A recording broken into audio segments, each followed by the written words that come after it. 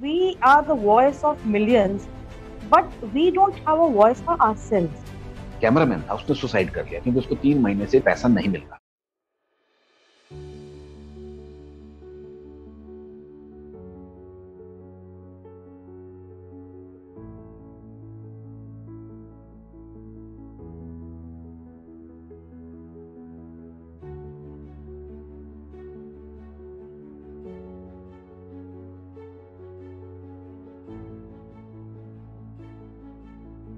नमस्कार।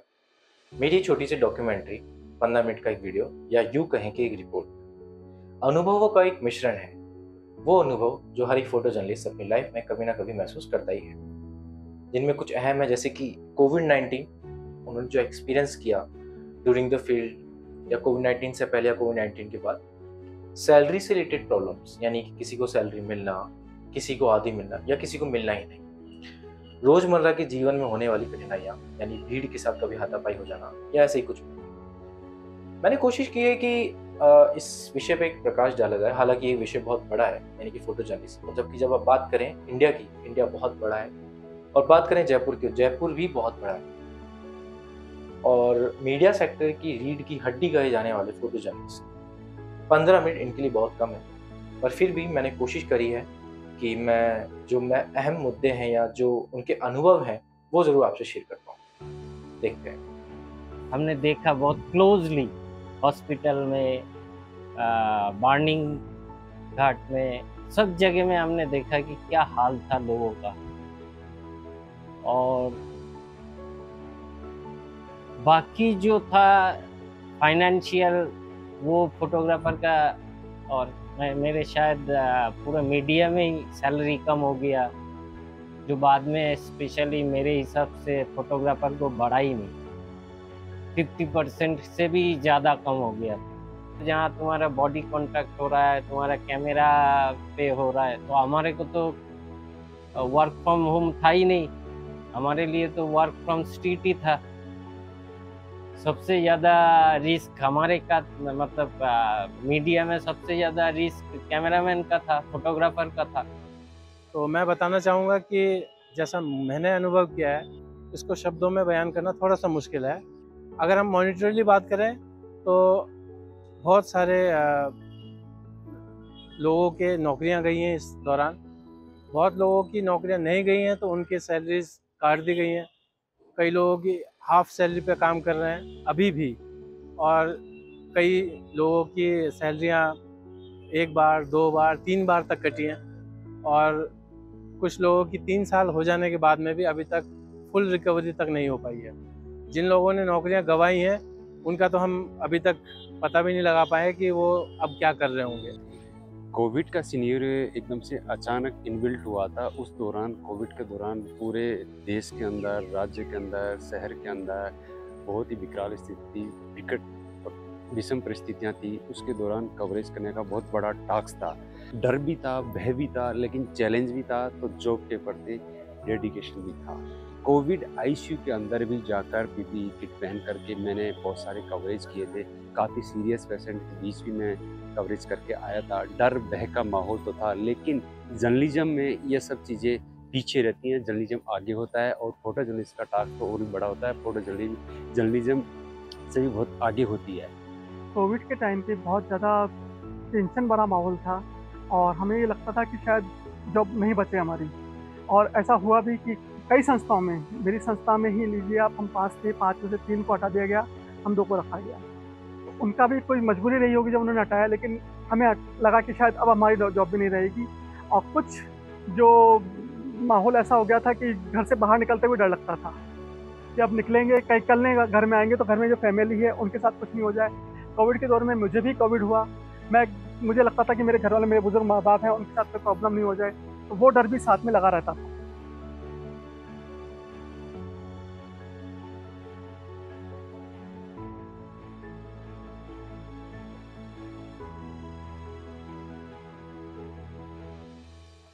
क्या सही में फोटो जर्नलिस्ट की रिक्वायरमेंट बहुत कम होती जा रही है, या फिर good quality of cameras in smartphone इनकी वजह है, या फिर बढ़ता सोशल मीडिया, और कहां तक photo journalism as a career choose करना सही है या नहीं है? नहीं, मेरे हिसाब से तो नहीं आना चाहिए। आने वाला 10 साल के लिए तो मेरे हिसाब से, मेरा जितना एक्सपीरियंस है उसी के हिसाब से तो फोटोग्राफर मतलब फोटो जर्नलिस्ट किसी एजेंसी को, किसी न्यूज़पेपर को, किसी मैगजीन को चाहिए ही नहीं। कोई भी इंसान, कोई रास्ते में कुछ हो रहा है वो वीडियो खींच रहा है, फिर वीडियो को स्टील कर रहा है, फिर उसका स्क्रीनशॉट ले रहा है, फिर व्हाट्सअप कर रहा है। तुम्हारे से पहले वो टू व्हीलर वाला या वो गाड़ी में जो बैठा है वो खींच दिया, वो ऑर्गेनाइजेशन को फ्री दे रहा है, तो तुम वहां तक पहुंचते पहुंचते तो बहुत सारे चीज हो गया, तो तुम्हारा जरूरत क्या है? और फ़ोटो प्रोवाइड किया जाना इतना सुगम हो चुका है, चाहे वो वायरल वीडियोस के द्वारा हो, चाहे वो किसी पीआर एजेंसी के द्वारा हो, वो इतना सुगम हो चुका है कि need of A photo journalist वो धीरे धीरे न्यूज़पेपर में, मैगजीन्स में कम होती जा रही है। तो उसकी वजह से अपॉर्चुनिटीज़ बहुत कम हो गई हैं। जैसा मैंने पहले भी एग्जांपल में बताया कि अगर हम जयपुर की ही बात करें तो जहाँ 80 से 90 फोटो जर्नलिस्ट हुआ करते थे, अब मात्र 30 से 35 के बीच में फोटो जर्नलिस्ट रह गए। तो ये इससे साफ दर्शाता है कि जो need of A photo journalist कितनी कम हो चुकी है। फोटोग्राफी कभी भी खत्म नहीं होगी, फोटो जर्नलिस्ट कभी भी खत्म नहीं होगी। टास्क बड़ा है, चैलेंज बड़ा है। आपके पास अगर टैलेंट, आईक्यू और विजन है तो आप बिल्कुल इस चैलेंज को लेके आगे बढ़ सकते हैं और अपना इसको बना सकते हैं, अपने आप को स्थापित कर सकते हैं। हाँ, फोटो जर्नलिस्ट में बहुत सारे चैलेंजेस अब आए हैं। सोशल मीडिया का दौर है, जिसमें मोबाइल भी एक मेन है। मोबाइल के कारण कुछ चीज़ें ईजी है, वो फोटो जर्नलिस्ट के लिए काफ़ी परेशानी का समय भी है और परेशानी भी खड़ी करती है। लेकिन आपका आईक्यू, विजन और टैलेंट है तो वो बिल्कुल आपके पीछे हैं, आप आगे हैं। और फोटो जर्नलिस्ट हमेशा आगे रहेगी, बरकरार रहेगी। फोटो जर्नलिस्ट कभी ख़त्म नहीं होगी। अभी तो भविष्य में बहुत सारे स्कोप। शुरुआती दौर में फोटो जर्नलिस्ट का बहुत अच्छा वो रेस्पॉन्स मिलता था और हम जहाँ भी जाते थे हमें एक सम्मान की नज़रों से देखा जाता था। जब से सोशल मीडिया आया है थोड़ा बहुत क्रेज कम हो गया है। आज पहले ये स्थिति थी कि फोटोग्राफर को ये समझा जाता था कि फोटो जर्नलिस्ट को समझा जाता था कि बहुत अच्छी पोस्ट पे है वो है। आज ये स्थिति हो गई सोशल मीडिया आने के बाद कि हम लोगों को लोग ये सोचते हैं कि यार कोई बात नहीं, कवर कर लेगा, ले जाएगा अपने आप। लेकिन आजकल फोटोग्राफर की वैल्यू इसलिए भी कम होती जा रही है कि रिपोर्टर जो होते हैं वो खुद के मोबाइल से खींच लेते हैं, जबकि मोबाइल के पिक्सल और कैमरे के पिक्सल्स में बहुत फर्क पड़ता है और पिक्चर क्वालिटी भी पिटती है। जबकि ये स्थिति कई जगह देखने को मिली है कि मोबाइल की पिक्चर जो आती हैं उसके बाद पेपर की क्वालिटी बहुत गिर जाती है। तुम लास्ट 5 साल में कितनी फोटोग्राफर का नौकरी गया, तुम हिसाब करके देखो। तुम अगर इस लाइन के स्टूडेंट हो, तुम देखो पूरे टोटल राजस्थान का देख लो, बाकी स्टेट का तो मैं छोड़ ही रहा हूँ। राजस्थान का देख लो कितने गया है, इतने बाकी कोई प्राइवेट सेक्टर में गया ही नहीं जितनी फोटोग्राफर का गया, और जितनी फोटोग्राफर ने मेहनत करते। जो कोविड के पूरे दौरान सबसे ज़्यादा सफ़र किया है वो फोटो जर्नलिस्ट किया है, फोटोग्राफर किया है, क्योंकि ना सिर्फ उसकी जान हथेली पर लेके वो चला, बल्कि उसने अपनी तनख्वाह गंवाई, उसने अपनी नौकरी गंवाई, और किसी तरह का सहयोग, किसी तरीके का भी सहयोग ना तो सरकार की तरफ से मिला, ना किसी भी संस्था की तरफ से मिला। तो ये पहला एक अनुभव था जो काफ़ी कड़वा था। ये घटना है सन 2021 की। कोविड टाइम में सकरात का टाइम था और जयपुर शहर के एक हिस्से में पतंगबाजी को लेकर दंगा हो गया था। मुझे सूचना मिली कि वहाँ दंगा हो गया है। मैं वहाँ फ़ोटो करने गया। वहाँ मुझे काफ़ी एक समुदाय विशेष के लोगों ने घेर लिया और मुझे मारने लगे। मुझे लगा शायद मैं अब नहीं बच पाऊँगा। उसी समुदाय में से एक व्यक्ति आया और उसने मुझे बचा के अपने कमरे में बंद कर दिया और बोला आप यहाँ बैठे रहो। मैंने कहा मेरा मोबाइल उन्होंने छीन लिया कि कोई बात नहीं, मोबाइल जाने दो, चला जाएगा आप, लेकिन आप बच जाओगे। कुछ देर बाद वो आया, पीछे गंदी सी गली थी, बोला आप कूद के अगर जा सकते हो तो निकल जाओ, चौकी पहुंच जाओ, नहीं तो ये ख़त्म कर देंगे आपको। मैं शायद उसकी वजह से ही बच पाया। उस विशेष समुदाय का वही बंदा, कुछ अच्छे लोग भी होते हैं, उसने मेरे को बचाया, मैं चौकी तक पहुँच गया। कुछ टाइम बाद वो आधा घंटे बाद खुद चौकी पे आया, मेरा मोबाइल और बैग भी देके गया।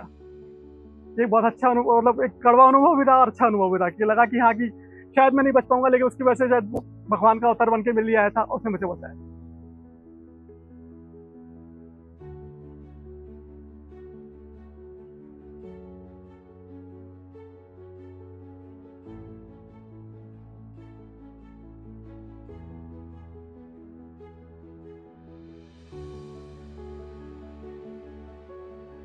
24 घंटे 7 दिन काम करना, ना दिन का पता है ना रात का। कई बार भीड़ से भी हाथापाई हो जाना या दुर्व्यवहार हो जाना, और कम सैलरी पे भी काम करना। ऐसे बहुत से अनुभव, जैसे कि अपने ही क्षेत्र में अपने ही लोगों के द्वारा की गई पॉलिटिक्स, ये सब देखना।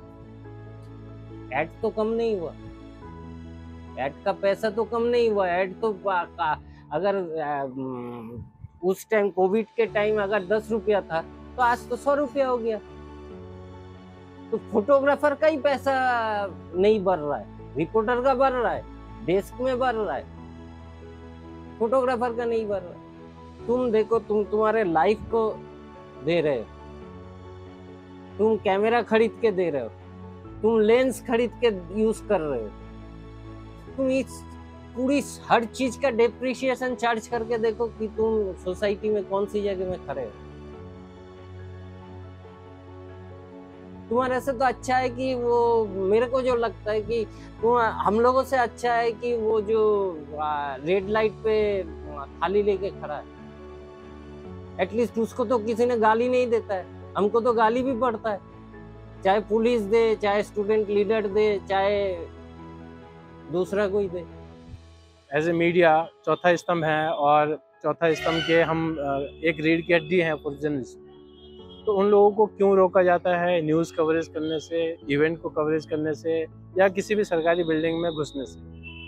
हमारे पास बहुत सारे ऐसे एग्जांपल्स हैं जहां पर मैं आपको बता सकता हूं कि फोटो जर्नलिस्ट जितने भी हैं, अगर वो कैमरा लेके दिख जाते हैं तो उनको कई जगहों पे एंट्री नहीं दी जाती। उसको अगर हम कवर नहीं कर सकते हैं, एज ए फोटो जर्नलिस्ट नहीं दिखा सकते हैं या नहीं देख सकते हैं, तो हमारा होने का औचित्य है क्या? अगर ये सारे कंडीशंस, लोकतंत्र का गला घोटना नहीं है, हम लोगों को दबाना नहीं है, लोकतंत्र को मारना नहीं है, तो और क्या है?